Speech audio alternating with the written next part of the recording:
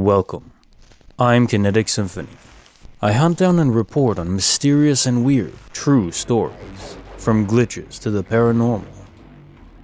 Case file number 704, written by Sara Viviane. My necklace impossibly reappeared miles away.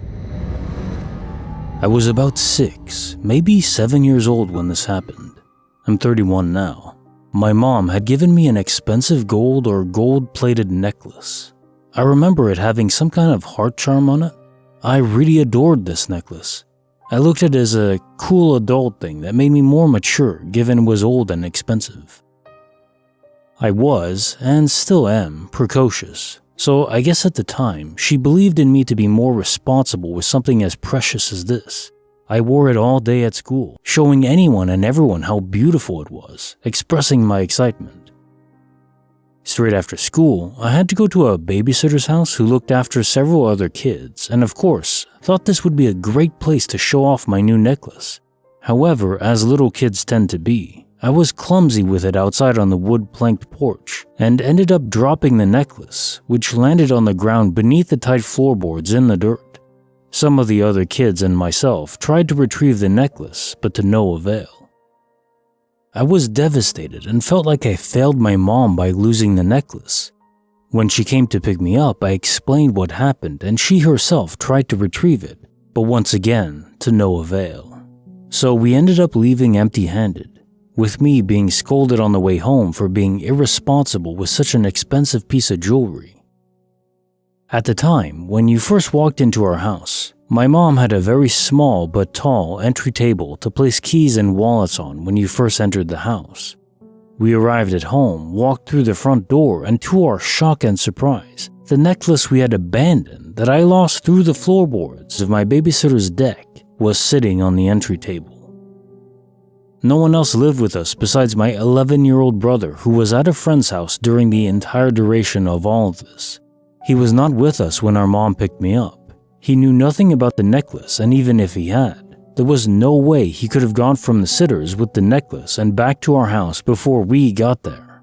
By car it was a maybe 7-minute drive, but at least 30 to 40 minutes to walk, and like I said, he was not even home. This was also in the 90s. We didn't have cell phones. It's not like my mom would have called him, told him about the necklace, followed by him somehow retrieving it and beating us home with it. And even if by some Twilight Zone way, my brother loves praise, there's no way he would have done something like that without mentioning it. No one else had keys either, and again, only my mom and I knew about the misplaced necklace in our family. We both looked at each other dumbfounded, and my mom said, We left the necklace behind. How is it here? I didn't give it much thought or really cared how. I had my necklace back. I believed it was some kind of guardian angel bringing it back to me, as silly as that may sound. I was so grateful it was back. However, the very next day, the necklace vanished again. I haven't seen it since. We searched high and low, but it never turned back up. I even checked the sitter's porch again, as I spent several visits there after this incident, and nope, it wasn't there either. I even asked if other kids found it somehow and retrieved it from the boards, even though I had found it in my house. But no one had seen it and there was no talk of anyone fishing it out. Many years later, I still wonder where it disappeared to the second time. I felt really let down by the idea that it was some angel who brought it back to make me happy, only for it to indefinitely go missing again the next day. Now fast forward a decade or so later. I'm 15 years old, still in the same town and state, but living in a different house. One evening, my mom and I went to the mall to go shopping. We finished up at Hot Topic, back when it used to be cool, where I purchased a band patch to sew onto my jacket and some soft pink dangly electric guitar earrings. As we were exiting the mall, I was excitedly checking out the merch I bought, thinking about what outfits I'd wear with my new earrings, when my mom started a conversation with me. Out of respect, I decided to put my lute away so I could focus on what she was saying. I distinctly remember putting the earrings and patch carefully tucked into my right, very deep and very large jacket pocket. Seriously, I cannot emphasize enough at how deep and large the pockets were. Now fast forward to us getting home. I take off my shoes, about to take off my jacket, but before I do, I reach to pull my merch out, and I find nothing. The pocket was completely empty. Not even the receipt was in there. I think, okay, maybe I actually put them in my left pocket, but I imagined my right, even though I remember vividly putting them wrapped up in my right pocket. Well, nothing was in my left pocket either. I get nervous, wondering.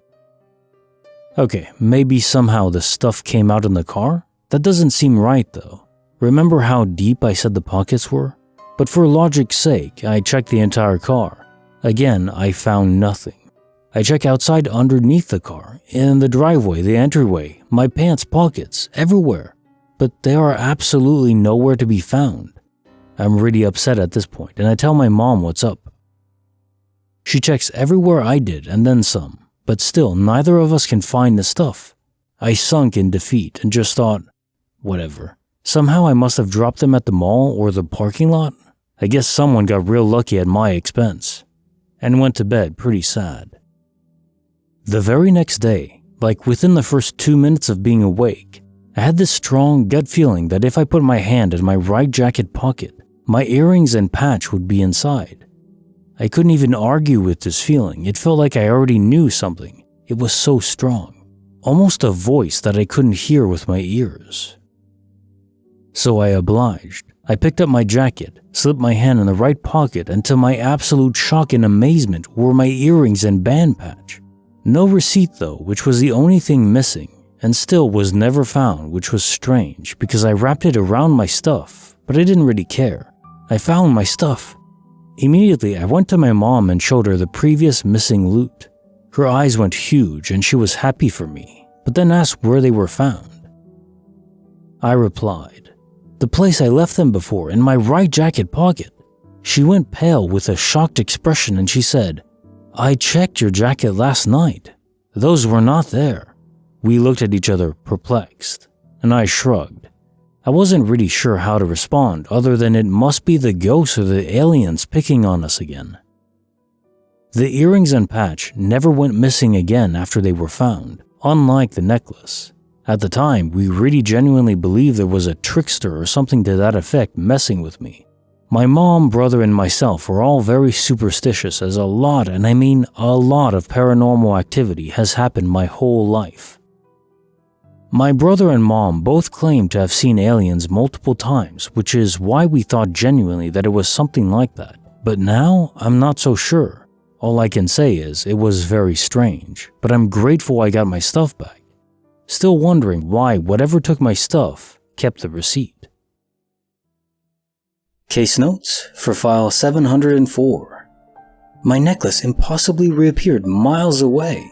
It's been a little while since I narrated a disappearing object phenomena, or DOP.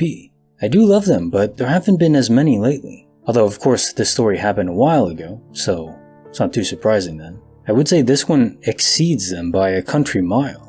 It's a fascinating disappearing object phenomena experience, because it came back and then disappeared again. I don't know what the hell's going on with that. Whoever's taking it and returning it is not making up their mind, huh? As you say, there's no possible way it could be your brother, because there's no way he could move that fast. And he didn't even know about it disappearing or that you even had it to begin with, so yeah, it couldn't be him. Couldn't be your mom. She was there with you, you saw everything she did, and she couldn't get it. And it couldn't be anyone that was at the babysitter's home. The only thing it could be is a force of nature or some entity that wanted to return it for you. But then why take it back? It's almost like you have competing forces. You have some sort of guardian angel or guardian spirit watching over you, but then you also have some sort of trickster attached to you. And I mentioned this in our email interaction where you probably do have entities connected to you. Well, I thought it was just a trickster, but then you said there are multiple entities.